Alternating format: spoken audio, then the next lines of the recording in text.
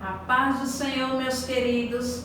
Estamos aqui para mais um início de um trimestre, terceiro trimestre de 2020 da Escola Bíblica Dominical aqui no campo em Fernão Velho. Antes de nós iniciarmos essa lição, nós queríamos agradecer a você que nos acompanhou o trimestre passado, né? Foram excelentes aulas, temas maravilhosos. E agora nós estamos com um novo tema, uma nova lição, um novo início de trimestre. E como foi sugerido pela própria CPAD, nós esse trimestre estaremos abordando o tema que foi lecionado pela classe dos adultos, quando os adultos estarão lecionando o tema que foi abordado pela classe dos jovens. Então nós temos aqui o título geral da nossa lição: Igreja eleita, redimida pelo sangue de Cristo e selada com o Espírito Santo da promessa.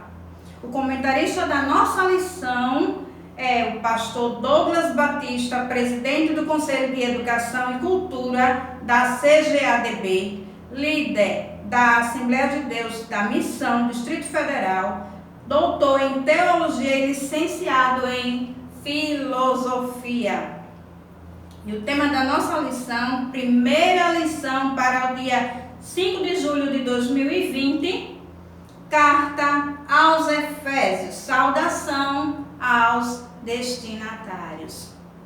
E assim, meus queridos jovens, como eu costumo dizer para vocês, meus alunos ilustres, esperamos que nesse início de trimestre possamos estar juntos e vocês possam acompanhar cada lição que será ministrada através dessas videoaulas. Ainda permaneceremos dessa forma até que tudo seja resolvido. Então nós temos aqui o texto áureo da nossa lição, que está em Efésios capítulo 1, versículo 2. A vós graça e paz da parte de Deus nosso Pai e da do Senhor Jesus Cristo. Verdade prática, a Epístola aos Efésios revela o propósito eterno de Deus para a Igreja de Cristo. Temos a nossa leitura bíblica em classe na carta escrita aos Efésios, capítulo 1, versículos 1 e 2. Temos ainda livro dos Atos dos Apóstolos, capítulo 19, versículos de 1 a 7. Nós não faremos essa leitura para ganharmos tempo, para que a videoaula não fique tão extensa. Vocês podem fazer essa leitura em casa mesmo. Mas é importante que nós observemos os objetivos a serem alcançados. Temos o objetivo geral da lição, que é mostrar o propósito divino na Epístola aos Efésios. E temos ainda os objetivos específicos, que são apresentar a autoria e a data da epístola, identificar para quem foi dirigida a Epístola aos Efésios e explicar o propósito da escrita e a mensagem contida na epístola. Vamos seguir adiante. Na introdução da nossa lição, nós vemos que a Epístola aos Efésios, ela é denominada de a coroa dos escritos de Paulo e ainda a rainha das epístolas. Por que a Epístola aos Efésios é denominada dessa forma? Coroa dos escritos de Paulo e rainha das epístolas. O próprio comentarista da lição, ele vai explicar que devido que o apóstolo Paulo, ele vai muito além das revelações e o entendimento que ele tem acerca da igreja e das doutrinas, como ele fez nas demais epístolas, tipo a carta aos Colossenses, Filemão e aos Filipenses. Na carta aos Efésios, ele se estende um pouco mais, ele vai muito mais além. Então, seguimos agora para o primeiro ponto da nossa lição, que seria autoria e data. Antes de nós entrarmos nesse primeiro ponto, nós precisamos frisar o ponto central da nossa lição. Em Efésios, Jesus Cristo é a cabeça, a igreja, o seu corpo. Esse é o ponto central da nossa lição.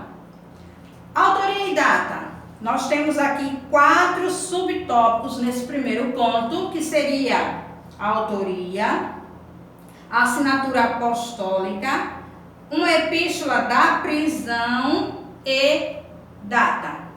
No primeiro ponto, na autoria, nós temos aqui uma autoria escriturística que é atribuída ao apóstolo Paulo. O autor inicia a carta declarando sua identidade. Paulo, apóstolo de Jesus Cristo. Ele tinha dupla cidadania. Era judeu e romano.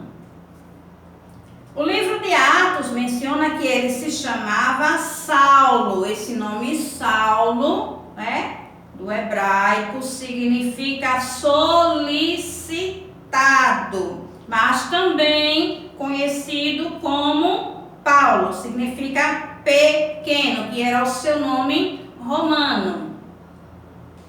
Daí você vai observar que quando ele faz as escritas das cartas, ele usa o seu nome romano, que é Paulo, até porque Saulo trazia assim uma certa apreensão para quem ouvia esse nome, né? Porque Saulo era, na verdade, um perseguidor dos cristãos. E quando se ouvia o nome Saulo, havia assim um certo temor. Então Paulo, entendendo que por ele estar evangelizando os gentios, ele achou por bem de mencionar e adotar o nome Paulo na sua assinatura apostólica, que é o próximo ponto que estamos abordando agora. Nas 13 cartas da sua autoria, o apóstolo se identifica como Paulo, nunca como Saulo. Você vai observar cada vez que ele faz a abertura da sua carta, da sua epístola, ele vai assinar Paulo, apóstolo de Jesus Cristo, não Saulo. Provavelmente por considerar o nome mais apropriado para evangelizar o mundo gentílico, ou seja, o mundo dos gentios, aqueles que não eram judeus. Terceiro ponto, uma epístola da prisão. Essa epístola aqui aos Efésios foi escrita no período em que Paulo se encontrava preso em Roma, precisamente em prisão domiciliar. E o último ponto aqui nesse primeiro tópico, temos a data. Provavelmente que ela tenha sido escrita entre os anos 61 e 62 depois de Cristo, tendo assim como seu portador, aquele que foi quem levou a carta, quem direcionou até aos Efésios, Tíquico, era o nome do portador desta carta. Segundo tópico da nossa lição, nós entramos agora sobre os destinatários, ou seja, hoje pouco se vê, pouco se sabe do que seja uma carta. Mas anteriormente, quem escrevia as cartas sempre tinha a quem dirigir um destino, então chamava-se assim destinatário. Então, para quem foi escrito a carta aos Efésios. Então, nós vemos primeiro a cidade de Éfeso, para que a gente possa compreender aqui o contexto dessa nossa lição. A cidade de Éfeso, fundada por volta de 1050 a.C., tornou-se centro político, comercial e religioso da Ásia Menor. Era uma cidade litorânea, cujo porto desaguava no mar Egeu e considerada uma metrópole, com cerca aí de 500 mil habitantes. E ela tinha um anfiteatro, o maior, na verdade, o maior anfiteatro do mundo, tinha a capacidade para pelo menos 25 mil espectadores. No segundo ponto aqui do nosso segundo tópico, vai falar sobre a religiosidade em Éfeso. Aqui esse ponto é interessante a gente frisar que as pessoas que viviam nessa cidade, elas eram pagãs, totalmente idólatras. Nessa cidade abrigava-se um templo de Ártemis, ou Artemis, como alguém chama. Esse templo, na verdade, ele era considerado a 7ª maravilha do mundo antigo.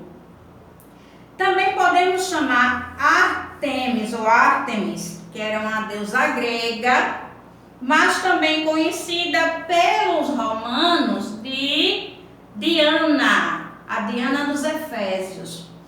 Então, o que acontecia? Essa deusa, ela era considerada a deusa da fertilidade. Então, era realizada uma verdadeira orgia. Eles costumavam fazer também uma espécie de, vamos dizer assim, sacrifícios, né? Eles realizavam esse tipo de culto pagão. E ali naquela orgia que acontecia, o comércio girava em torno dessa idolatria, vamos dizer assim, né? Porque eles lucravam em cima do que o povo acreditava, né? Esse templo era uma maravilha muito grande, considerada assim a 7ª maravilha do mundo. Portanto, as pessoas visitavam muito, tendo em vista que eles também faziam, vamos dizer assim, um artífice que chama, da deusa, e ali propagavam a idolatria entre si. Então existia, a gente pode muito bem lembrar de um caso de um ourives chamado Demétrio, onde ele criou caso com o apóstolo Paulo e com os cristãos. Por quê? Porque o apóstolo Paulo estava divulgando a palavra de Deus, divulgando o evangelho, e as pessoas estavam se convertendo e automaticamente, aquele que aceita Cristo na vida, ele é transformado. Então eles abandonavam a vida de idolatria, consequentemente eles deixavam de consumir aqueles itens que eram vendidos, que eram comercializados, Há quem diga que Demétrio, ele não estava nem um pouco preocupado aí com a tal da deusa Diana, não. Ele estava preocupado mesmo era com os lucros que ele tinha em função dessa idolatria do povo. No terceiro ponto, nós vemos a igreja de Éfeso. Quando Paulo chegou em Éfeso, ele encontrou os discípulos, os quais batizou nas águas e conduziu a receber o batismo Porque quando ele chega lá, ele pergunta, e as pessoas ainda não conheciam o que era o Espírito Santo e como fazia para receber. Então, Paulo, impondo suas mãos, ele orou, e aquelas pessoas que já haviam se convertido recebiam assim o batismo no Espírito Santo. E em seguida, ele evangeliza os judeus na sinagoga por um tempo mais ou menos uns 3 meses. Só que esses judeus, eles acabam resistindo ao evangelho. Então o que é que acontece? Paulo agora passa a pregar, a evangelizar aqueles que não eram judeus, o que nós chamamos aqui de gentios. Então ele pregava no salão alugado na escola de Tirano. Foi aqui também que Paulo, usado poderosamente por Deus, né? Ele orava pelos enfermos, o Senhor curava, até os lenços e aventais de Paulo faziam, podemos dizer assim, milagres, curavam enfermos e expulsavam também demônios. O quarto ponto aqui do nosso segundo tópico vai falar sobre a saudação epistolar. Ou seja, como era que Paulo utilizava-se para saudar os irmãos na igreja a qual ele estava se referindo na sua epístola ou na sua carta. Então, a saudação é a mais breve dentre os escritos de Paulo. Ele se dirige aos santos e fiéis em Cristo Jesus. Paulo os cumprimenta com as palavras graça e paz. Graça seria o quê? Favor imerecido, porque nós não tínhamos merecimento algum. Então, daí, nós temos aqui a graça de Deus em nossas vidas. E paz, uma expressão que lembra o favor gratuito e imerecido de Deus. Vamos avançar para o terceiro e último tópico da nossa lição. Propósito e mensagem da carta ou da epístola aos Efésios.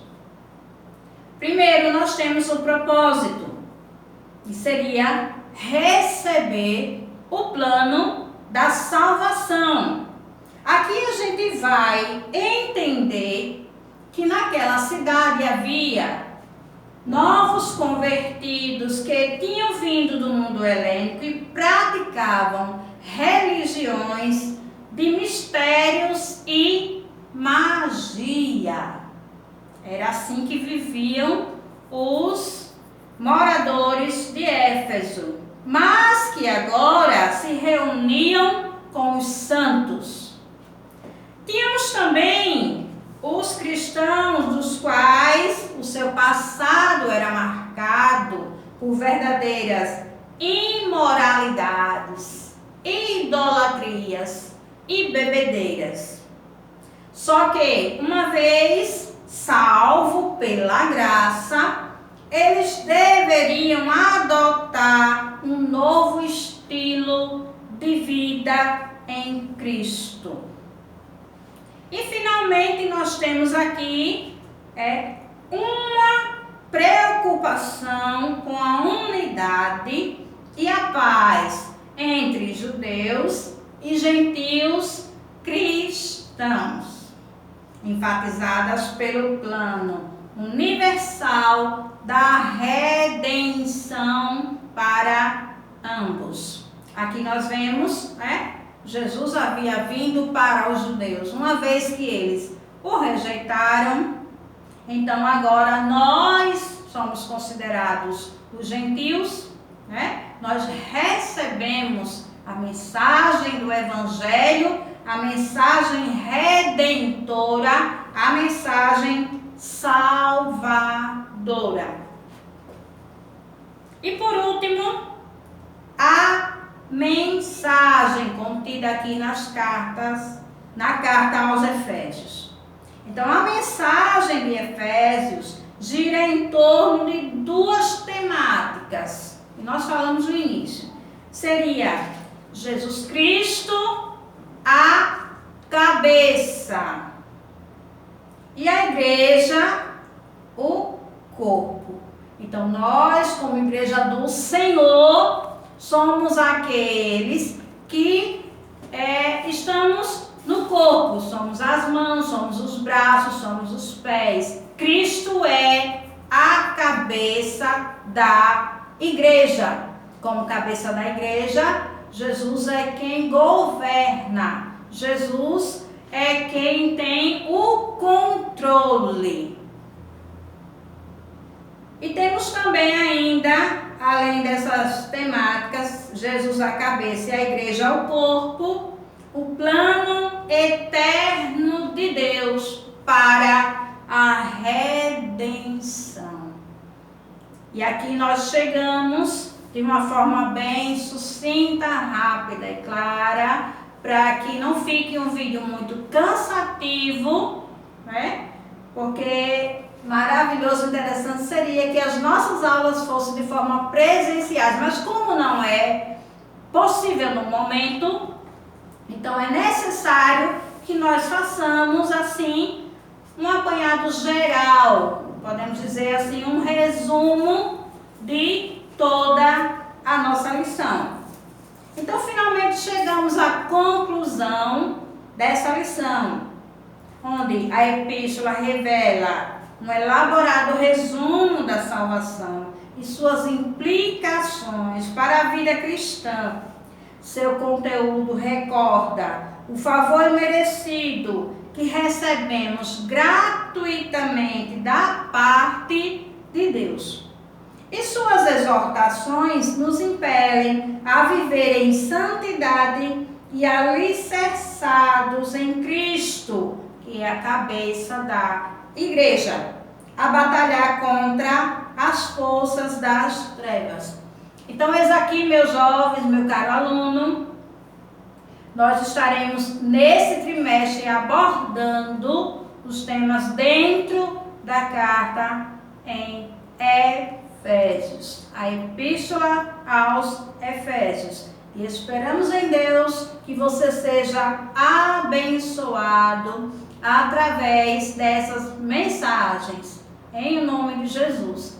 E assim, finalizando, nós queremos agradecer ao nosso pastor do campo eclesiástico aqui em Ferno Velho, pastor Josivaldo Gomes. Queremos agradecer ainda a nossa superintendência da Escola Bíblica Dominical, na pessoa do presbítero Ivanilton Oliveira e diácono Clesivaldo, e também a nossa coordenadora pedagógica, irmã Aberlândia, e a nossa produção, que sempre tem assim um carinho e uma paciência com cada um dos professores que passam por aqui.